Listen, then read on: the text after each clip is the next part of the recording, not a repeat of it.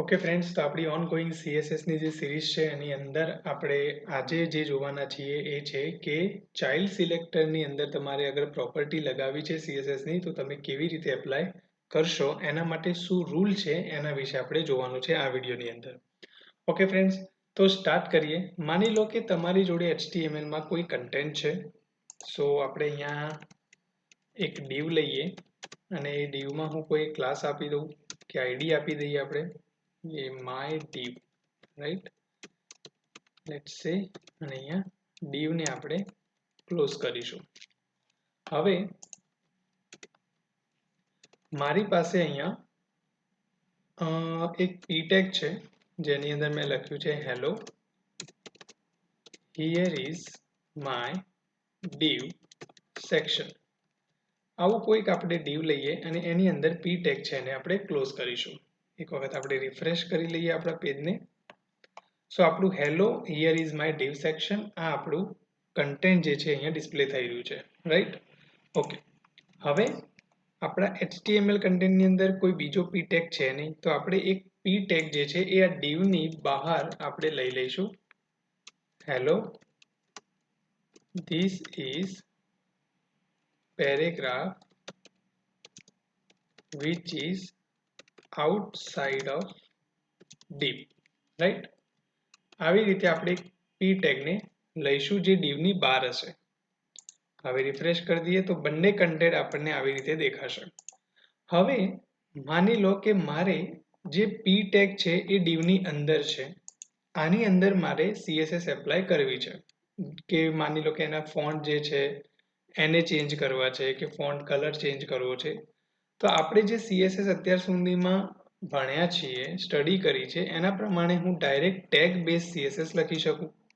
અને અહીંયા સપોઝ હું આપી દઉં છું કે કલર અને અહીંયા આપી દઉં છું કે બ્લુ. મારા કલર જે છે એ બ્લુ કલરમાં દેખાવા જોઈએ પેરેગ્રાફમાં. તો રિફ્રેશ કરી આ પેજને તો બંનેના કલર બ્લુ થઈ ગયા.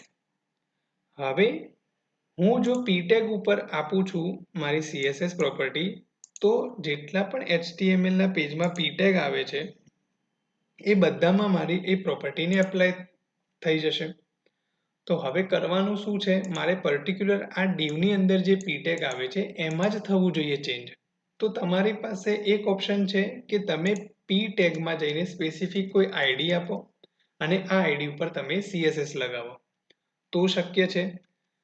અને બીજો રસ્તો જે આપણે જોવાનો છે કે ચાઇલ્ડ એલિમેન્ટ પર, ચાઇલ્ડ જે સિલેક્ટર છે એના પર કેવી રીતે તમે રૂલ એપ્લાય કરો છો CSS નું, આપણે એ જોઈશું. તો હવે લખવાનું કેવી રીતે કે આ p tag એ આઉટસાઇડ div છે, બરાબર? અને આ જે p tag છે divની અંદર છે. તો કેવી રીતે રૂલ એપ્લાય થશે એ હું તમને બતાવું. અહીંયા મારે div લખવાનું છે, એરો આપીશું.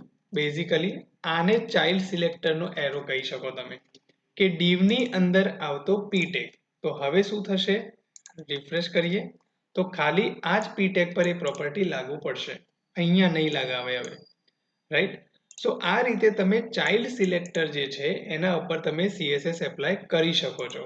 હા, હવે બીજો ક્વેશ્ચન એ થાય કે જો આ p પણ div ટેગની અંદર હોત, રાઈટ, તો પછી અહીંયા આને પણ એપ્લાય કરી નાખત આવી રીતે.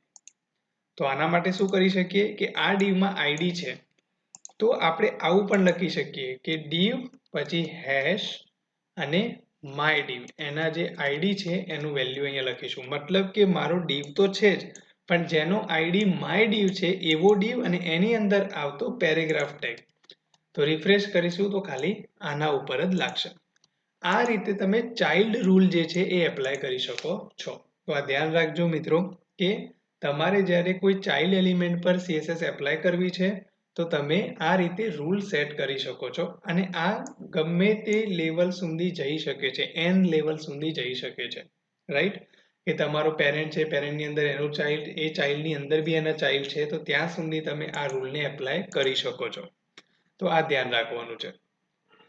બીજી વસ્તુ શું છે કે તમે અગર સેમ પ્રોપર્ટી છે એને મલ્ટિપલ એલિમેન્ટ્સ પર લગાડવી છે તો તમે એક સાથે કોમા સેપરેટેડ પણ મલ્ટિપલ સિલેક્ટર CSS માં લખી શકો છો.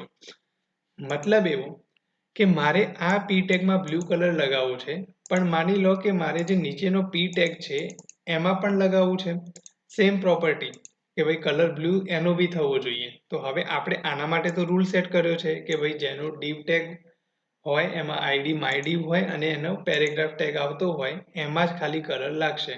પણ માની લો કે સેમ બ્લુ કલર, માની લો કે અહીંયા મારું એન્કર ટેગ છે, તો એન્કર ટેગમાં હું ક્લિક હિયર લખું છું અને આમાં મારે બ્લુ કલર કરવો જ છે, સેમ છે, બરાબર. તો શું કરવું પડે, અહીંયા હું એન્કર ટેગની એક અલગથી CSS લખીશ અને એમાં કલર બ્લુ આપી દઈશ, રાઈટ. તો અહીંયા બ્લુ કર્યું, હવે રિફ્રેશ કરીશ તો એ પણ બ્લુ થઈ જશે. હવે મને ખબર છે કે મારું પી ટેગ છે જે ડીવમાં છે એનો બી કલર બ્લુ રાખવાનો છે અને એન્કર ટેગનો બી બ્લુ કલર રાખવાનો છે. તો હું અહીંયા આવી રીતે ના લખીને અહીંયા જ કોમા કરીને એન્કર ટેગ આપી દઈશ. મતલબ કે ડીવની અંદર આવતો પી ટેગ અને એન્કર ટેગ બંનેના કલર જે છે એ બ્લુ જ રહેવા જોઈએ. મતલબ કે મલ્ટિપલ સિલેક્ટર તમે એક સાથે એપ્લાય કરી શકો છો CSS ની અંદર, અગર તમારી CSS પ્રોપર્ટી સેમ એપ્લાય કરવાની છે એ કેસમાં. અગર ડિફરન્ટ થશે તો તમે અહીંયા જ એન્કર ટેગની અંદર હું આવું લખી શકું છું, જેમ કે અહીંયા લખી દઉં છું કે ફોન્ટ સાઇઝ, રાઈટ. તો ફોન્ટ સાઇઝ આપણે અહીંયા એપ્લાય કરીએ કે ભાઈ 25 પિક્સેલ, આવું લખીએ અને રિફ્રેશ કરીએ. તો જો આના ફોન્ટ મોટા થઈ ગયા, બટ કલર બ્લુ રહેશે. કેમ? કારણ કે અહીંયા બ્લુ કલરની પ્રોપર્ટી એન્કર ટેગની ઓલરેડી અહીંયા લાગી છે, પણ ફોન્ટ સાઇઝ ડિફરન્ટ છે તો મેં એને અલગથી CSS એપ્લાય કરી. તો આ રીતે પણ તમે કદાચ તમે પ્રોજેક્ટ પર કામ કરો, પ્રોગ્રામિંગ કરતા હશો તો આવા ટાઈપના રૂલ દેખાય કે આવી રીતે મલ્ટિપલ CSS એપ્લાય કરેલી હોય, મલ્ટિપલ સિલેક્ટર એપ્લાય કરેલા હોય તો તમને એમાં ખબર પડે કે આવી રીતે પણ રૂલ છે CSS ની અંદર, તમે આ રીતે બી CSS એપ્લાય કરી શકો છો. ઓલરાઈટ, તો આ વિડીયોમાં આટલું. નેક્સ્ટ વિડીયોમાં આપણે મળીશું.